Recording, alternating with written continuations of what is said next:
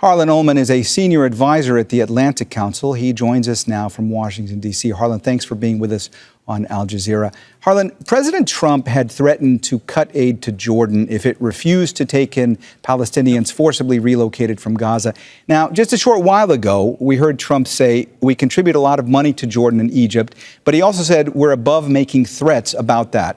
Publicly. Now, Jordan has fiercely resisted what's been put forward by Trump so far. What do you expect to happen going forward when it comes to the relationship between the U.S. and Jordan? And do you expect that Trump is actually going to follow through with those previous threats of potentially using aid as leverage? My guess is that if the ceasefire fails and hostilities begin, then the whole issue of making Gaza the Paris of the Mediterranean is a done deal. It's over. It's finished. I think that the Trump administration understands that Jordan is a good ally. King Abdullah is a very smart, highly experienced individual who's worked with a lot of U.S. administrations. And his gambit today when he left the White House was to receive 2,500 rather sickly young children from Palestine as a bargaining chip. So my guess is that if the ceasefire fails, the notion of establishing the Paris by the Sea in Gaza goes by the boards, and we'll see what follows up. But at this stage, trying to do something in Gaza that magnitude, how do you move 2 million people? Where do you move them? How do you feed and house them? These are huge, huge logistical problems, and who's going to pay for it? And how long would it take to get rid of all the unexploded ordnance and the damage in Gaza? It would take decades. So this whole notion of an ideal Gaza seems to me to be an overblown dream that's not going to come to fruition.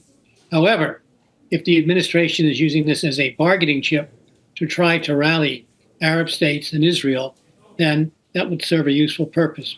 But I think the notion of the idea of Gaza being resurrected into something that it can't be is not going to work.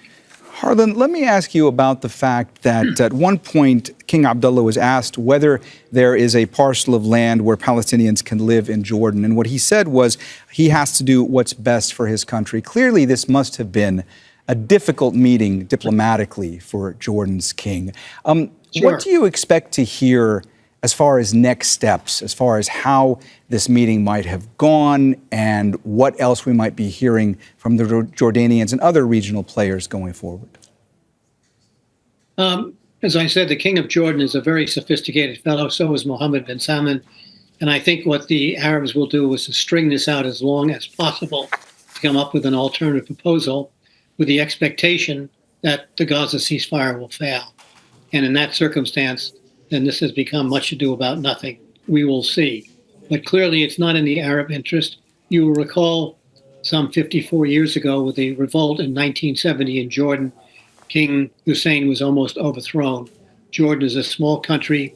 It's overpopulated. It's got no real room for large numbers of Palestinians. Similarly with Egypt.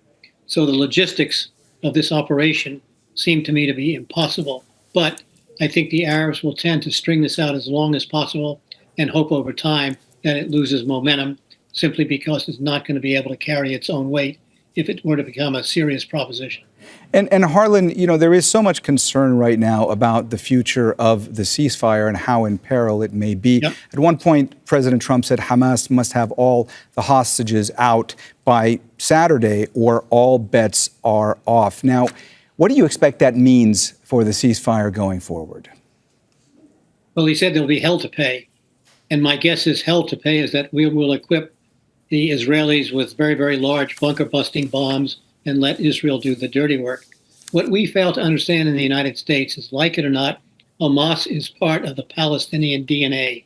It's been governing for a very, very long time. And to be able to separate Hamas from the Palestinian people is exceedingly difficult.